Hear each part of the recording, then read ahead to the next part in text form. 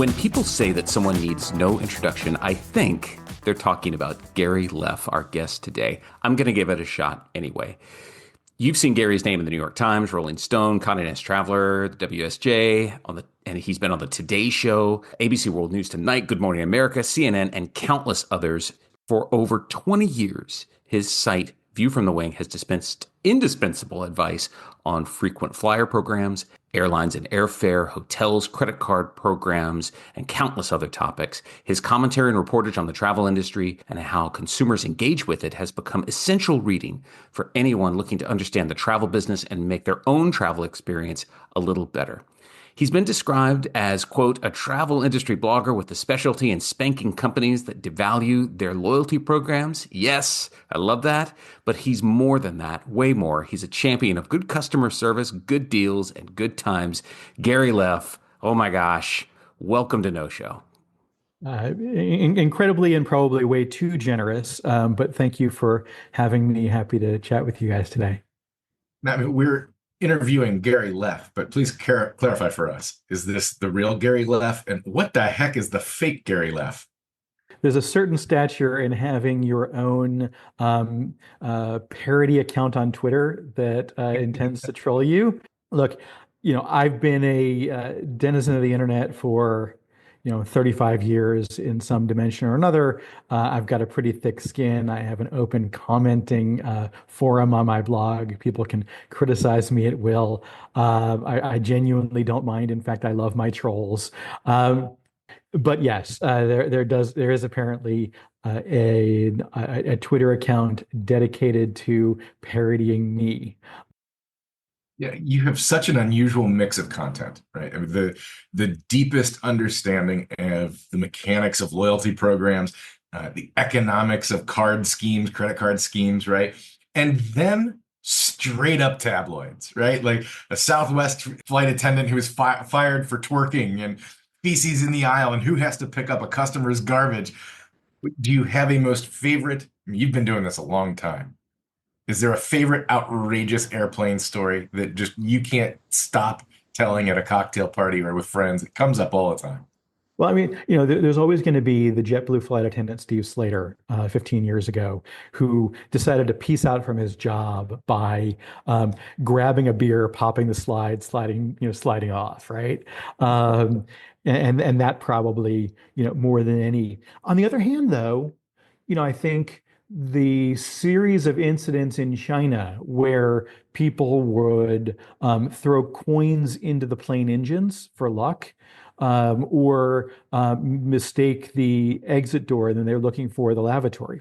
The reason that these are favorites is that they stand for an idea of this rapid modernization and development in China that's sort of bringing people out of this is clash of modernity with a much lower standard of living, and so people are having access for the first time to flying and encountering these experiences, and they hadn't been part of the culture, and so their own sort of idea of how they interact with things, right, clashes with modernity in a way, and so you through the prism of these experiences that look so strange to us because we're used to air travel, they give us an insight into how things are developing in some really small way. When it comes to credit cards, everybody wants my loyalty these days. Hotels want my loyalty, airlines want my loyalty, Amex and Chase want it. And they're all offering a slice of ever-changing and, I fear, ever-diminishing incentives and rewards for my fealty. Across all these players, who's winning the loyalty wars in 2025? I mean, in some sense, it depends on what you mean by winning, right? So there's a dimension in which you have to give Delta credit for winning if their co-brand relationship with Delta with American Express is generating $7.4 billion in a year. On the other hand, though, and they don't tell you this, but it's actually underperforming expectation. So when they re-upped their American Express co-brand in 2019 in a 10-year deal, they had projected that 2023 would hit $7 billion. Now it hit 6.9 billion. It's pretty close, but what we forget is that that was before 20% inflation, right? So knock 20% off that. You're really looking at like they hit you basically 5.5 billion, not the seven.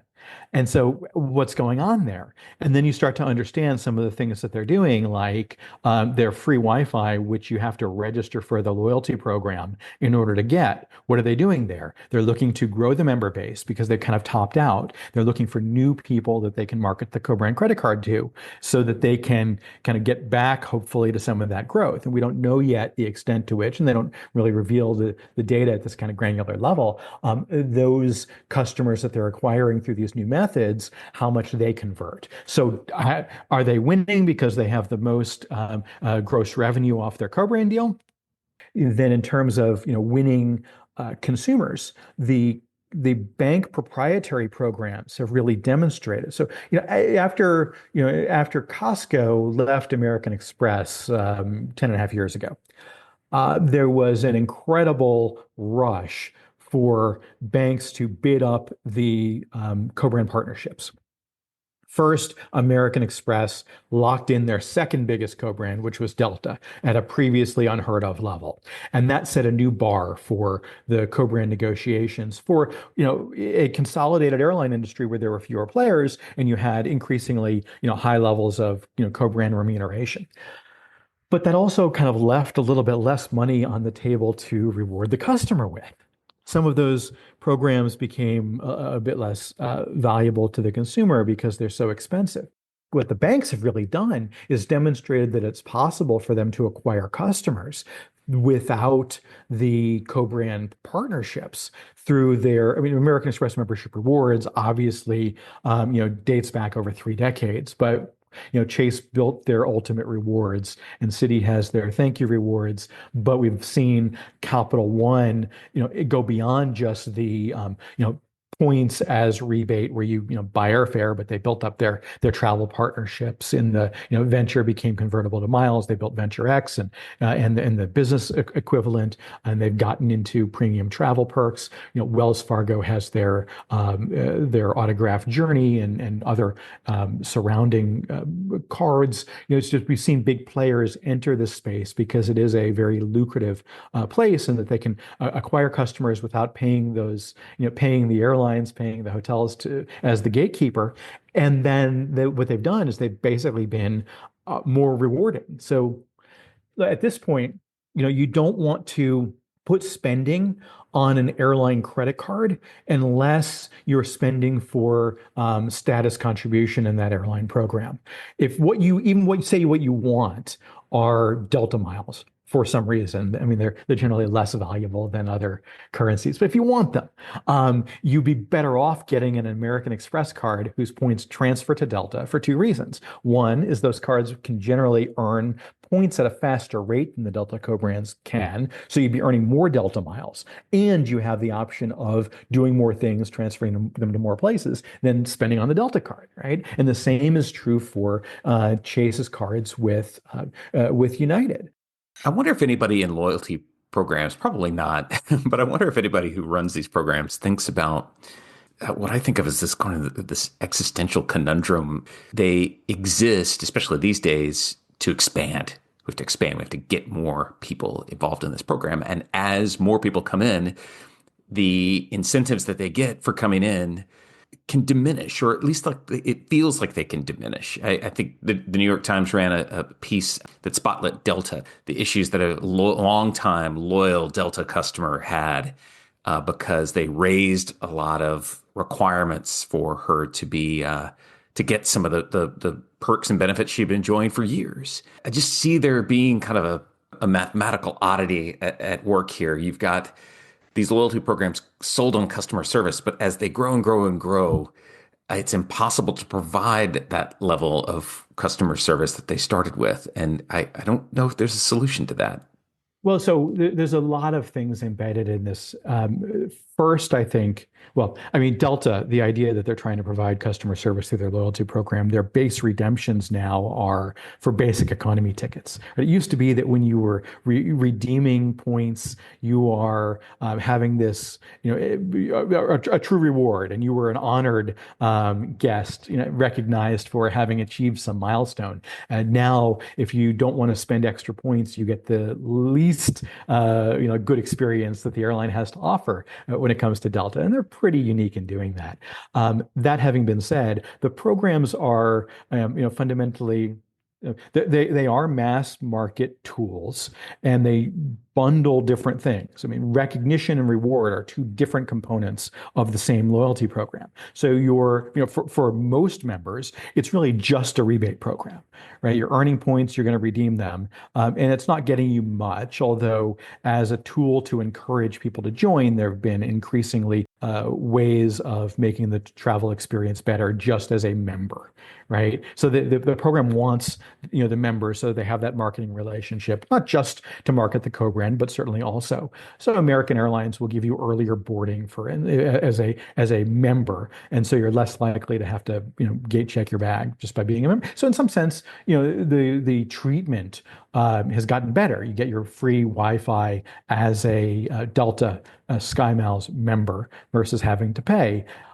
So there's some elements in which that's gotten better, but I think we separate out the treatment of best customers from the most members of the program. So it's call it the 95%, 5% different buckets.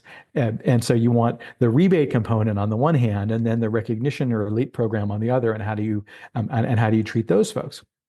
Look, Delta's basically made a decision that the people they consider to be their best customers are different than who they used to consider them to be. And that is always a painful transition. And they're not the first ones to do it. I mean, think back 7 years to when Hyatt changed their program from Hyatt Gold Passport to World of Hyatt. There was nothing at all that changed in the rebate portion, the earning and burning portion of that program. It was only the elite program. But the biggest thing was they no longer earned top tier status with 25 stays rather than based on nights. And so they fired, as it were, these people who did 25 one-night stays, who were getting sort of kind of outsized value relative to what they were putting in. The people who were displaced or getting less were incredibly vocal. Like, as I mentioned, there were problems with the program as it rolled out, and there were messaging problems. But fundamentally, there were a bunch of things that were cost cuts in it, even for those people who were achieving at the new levels that they said were necessary in order to achieve status. So there were a bunch of people who were unhappy, but the biggest thing was just the changing who it is that matters. And people, oh, well, it's about avoiding the crowd. No, it's actually about driving as much spend to the co-brand as possible, because that's where the money is, right? It's not just a lot of revenue; it is incredibly high margin revenue. So an airline might be making margins of 2 to 10 or 12% depending on the carrier, right? But the loyalty program revenue. And the accounting here is a little bit tricky, and each airline accounts for it a little bit differently. So these aren't directly comparable. But based on disclosures that airlines made around 2021, when they were raising, the three largest airlines raised $6.5 to $10 billion a piece against the future revenue streams of their loyalty programs. They were disclosing margins in their loyalty programs, Delta at 38%, American Advantage at 52%. Not actually the case that Advantage has that much higher a margin. They're just accounting for some of the internal transfers differently. But the point remains that these are very high margin, right, dollars that are coming in. And so they're kind of shifting the behavior of consumers and rewarding those consumers differently, recognizing that buying an airline ticket is not the same thing, even for that matter, as buying ancillaries. I mean, the margin on seat fees and bag fees is a lot higher than on the base ticket. Upgrade fees a lot higher than on the base ticket. So how do we reward the kind of behavior that's not just looking at total revenue, but that's actually profitable in terms of that customer? You mentioned a lot of this is also just the accounting of it, right? You did a study concluding that American Airlines is actually losing money flying, and the only value, the only profit that they make is really from the loyalty program. And I think that's because of the credit card reimbursement or the relationship that their credit card partners send to them, right? Can you explain the math on that? How is it that they make money on credit cards, but not the actual business they're in? And so first, to be clear, they would not be in a position to generate the credit card revenue if it weren't for the flying. Okay, so it's not the suggestion that they should just like ground their planes, lay off everyone who flies the planes, right, and just sell credit. As they used to cut at the middleman. Like that doesn't work. So I mean, American discloses, all the airlines disclose what their operating costs are per seat mile, right? So you take the costs of running the airline, their personnel, their fuel, depreciation, amortization, on aircraft, gates, all of those kinds of expenses that they have, maintenance, and dividing that by the seat miles that they're flying. And they'll take the passenger revenue and disclose that across their, the seat miles they fly. And in their financials, it's simply the case that the operating cost per seat mile is higher than the revenue that they're earning from passengers per mile. They're not earning a profit on moving planes from one place to another. And so it's this other activity, which is largely selling miles, to banks, is where the profit comes from. So American disclosed, $6.1 billion in sales. That's not actually all from consumer activity in 2024 because it included a bonus for signing their new 10-year agreement exclusive with Citi. But still, it gives you the idea, order of magnitude. It's probably, it's over $5.5 billion on an ongoing basis, and they see that growing in this new deal. And that's high margin. And then you say, okay, if they're calling it a 52% margin at $5.5 to $6 billion, and they've made less than $1 billion for the year, you know where it's coming from. And to be fair, they're not the only one earning a lot of high margin revenue, but their more profitable peers are also, sort of still earning from the flying that they do. But the implication of it is a couple of things. When they decide what is and isn't profitable flying, you need to do a really good job of factoring in how it affects that credit card business. So I had a conversation 6 years ago with one of the senior executives at American who was talking about the reason for their cuts in New York. And it was basically these flights were not profitable. And they hadn't really been integrating at the time the sales of credit cards into their credit card acquisitions and then spend on the card into their thinking about their route planning. And just the way people were rewarded within the business didn't factor that. And you say, okay, this is crazy because if you're cutting back in New York, what you're doing is you're cutting the relevance of your card product in the most important spend market in the country, and you're going to lose out on this spend. I'm like, and I wrote it, this is crazy. Well, they began to realize as they, began to better integrate revenue across the company into their thinking and into their org chart.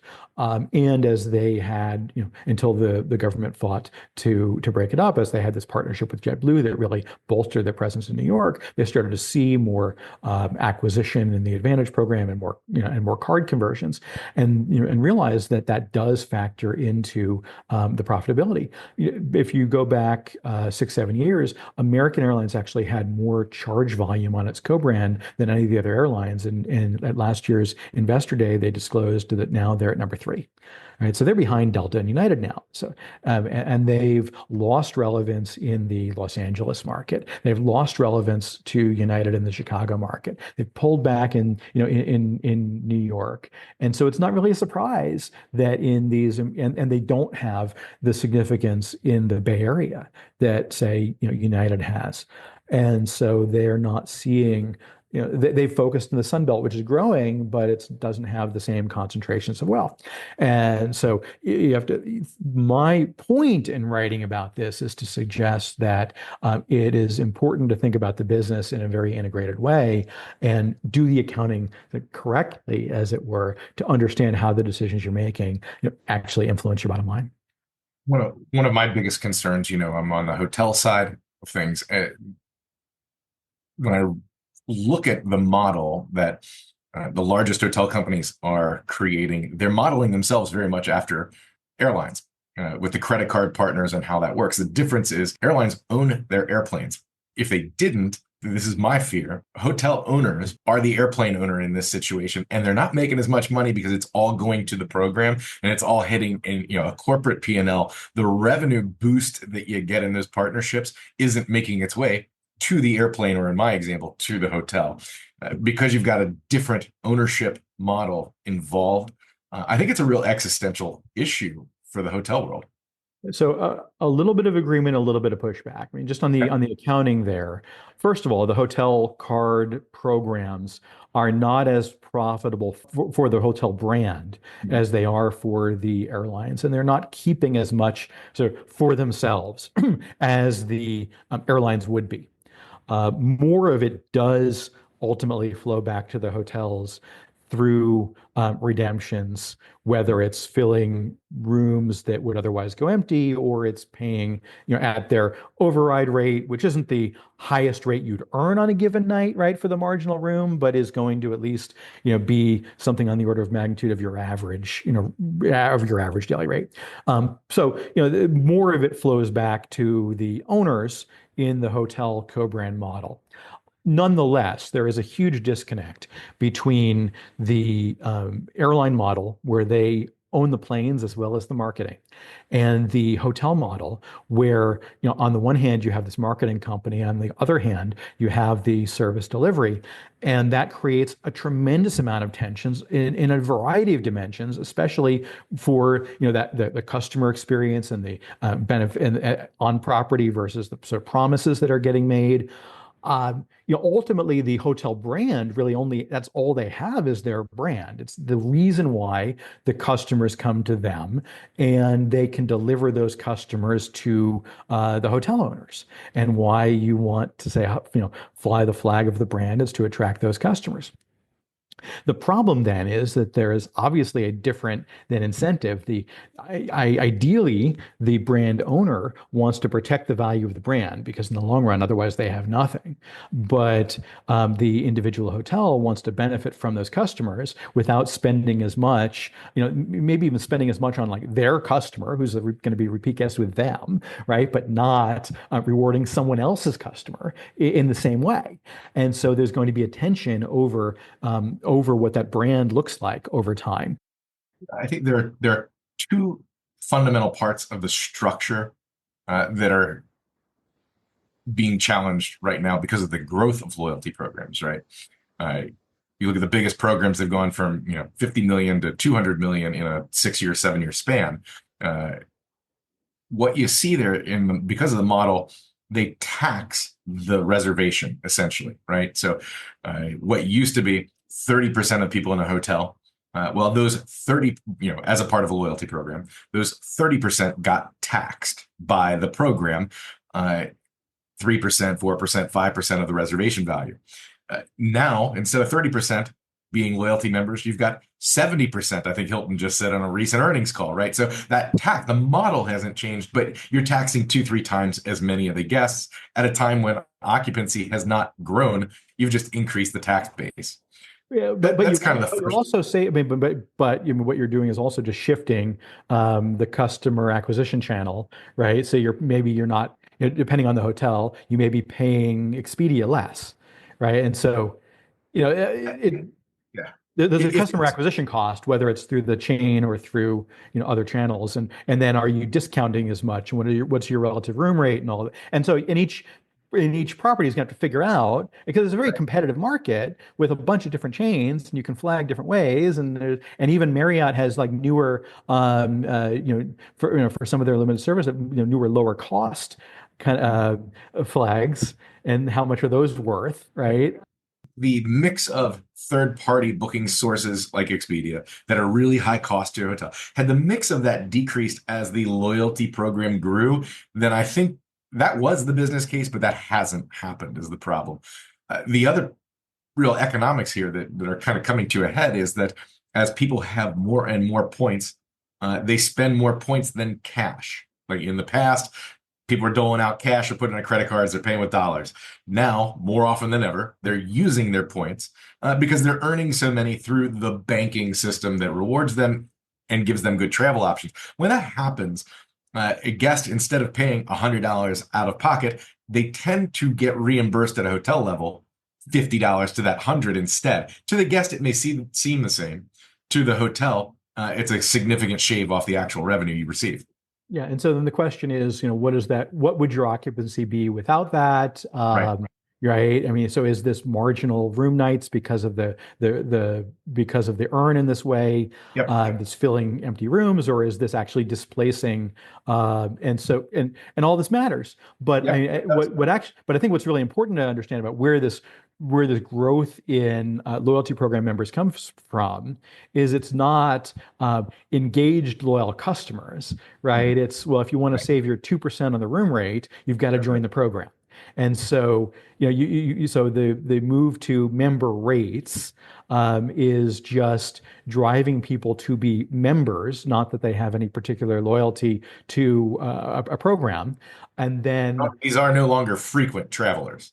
and and so programs talk about the total number of people in their database, right, as their loyalty program numbers. And that is not the same as active members. So, having some transactions 0 to 18 months, but more importantly, more than one transaction 0 to 18 months. Right? In some way, you want to really understand the program, you want to strip out all the people who joined one time in order to get the lower rate, and then never transact again, or transact like 3 years. Oh, I forgot. I'll join again because I don't even remember my number, like, to get the lower rate. And it's very rare that the loyalty executives talk about the actual number of engaged members, let alone define what they mean by engaged if they do. Time for the lightning round. Gary, the airline amenity or loyalty perk you most treasure? So at the end of the day, like, while it's tempting to say, you know, upgrades, and obviously that matters from an elite perspective. What I want to do more than anything else is get where I'm going, when I want to be there, or as early as possible, as quickly as possible. So, I would say the ability to have priority in confirming standby to get on an earlier flight if my meetings end early, and then number two, when things go wrong, better regular operations protection. Should pilots be upgraded to first class before high-ranking loyalty members? Many years ago, if you go back a quarter century, it was generally the case that a pilot who was, deadheading. So that means that they're actually working, they're flying to their duty assignment, from where they're based to, or from where they've flown to the next city they're going to fly. Not commuting pilots. They'd be able to fly in first class. Back then, only 10% or so, 10 to 12% of domestic first class seats were being sold to customers. There were, plenty of extra seats. Wasn't that big a deal. In 2020, United Airlines made a big change where they didn't want to furlough pilots during the pandemic. They worked out a deal with their pilot union to be able to basically schedule all their pilots despite seniority so that they could stay current and they'd keep flying. And so they had to bribe their union basically to allow them not to furlough pilots. And part of what they gave up was saying that pilots would have this priority when they weren't already in first class on a deadhead trip. They would get these confirmed seats. And having won that at United, American Airlines pilots about a year and a half ago got that in their new contract. So if they're not confirmed in first, and there's a first class seat still available, they'll be in front of all of the customers at the gate on day of departure. A lot of customers are saying, well, I'm sympathetic. Like, I want my pilot to be well rested, so I don't have a problem with this. You have to understand that this is actually, these hours commuting as a deadhead are part of their duty day. So it's hours that they're would otherwise be in a less comfortable seat in the cockpit and actually flying. So it's not like they're getting so much rest in domestic first class either. I'm not sure that it meaningfully makes a difference, or that anybody could credibly say prior to these recent changes there was a safety concern with their not commuting in first class. I do think that when you see this happening at the gate, it suggests that the relative power of employees at the company has risen relative to customers. I think it becomes an especially bad look at American Airlines, where they are financially underperforming. Employees are making as much or more than they are at counterpart airlines, but aren't generating a return in nearly the same way. And it becomes, I think, symbolic, or this really bad look, to say, okay, I'm this loyal customer. I'm staying loyal. I've been promised for that loyalty, the upgrade. And I see when I'm hoping for the upgrade at the gate, it's not going to me, it's going to the employee. It doesn't look so great. And if they're going to do it, maybe not do it in uniform. I don't know. I thought this would be the fastest question of the conversation. No, the answer is just no, right? Like, to me, like the loyalty perk that I care about most by far is the upgrade, and it is infuriating as the highest level one can achieve at American Airlines by earning. That I get on a plane and there's a couple pilots sitting where I believe I should be. But anyway, that's just my take on it. Yours is much more elegant. I thought it was important to sort of give the context of what's going Sure. on. Of Right? course, of course. But yeah, look, I think I think it's awkward at best, and I think it's a terrible look for customers, and I think that that's a problem for an airline that is financially underperforming. Gary, how does somebody acquire concierge key status? I was a concierge key member of American Airlines at one point.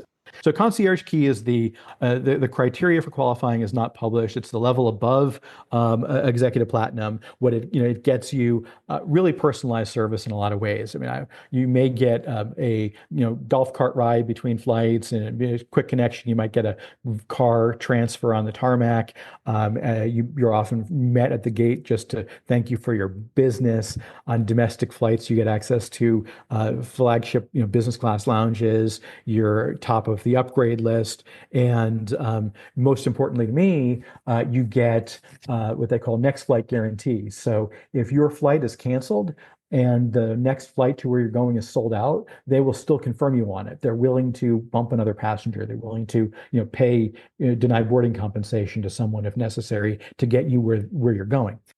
Depending on where you live and the margin of tickets you're buying, it's not strictly just a straight dollars, but roughly if you're spending about $60,000 a year on airline tickets, that'll get it for you. If you have a big corporate contract, you may get a handful of concierge key memberships that you hand out to your travelers or your top executives.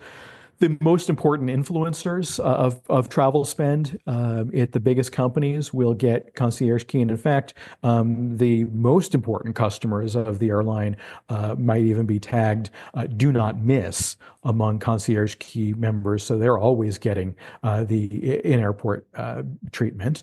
And American Airlines, though, does factor now more than just dollars spent on tickets. And that's actually how I wound up as a concierge key member for a little while. Gary, this is tremendous. Thank you so much for being a guest. Highly informative. Oh, pleasure to chat with you both, gentlemen.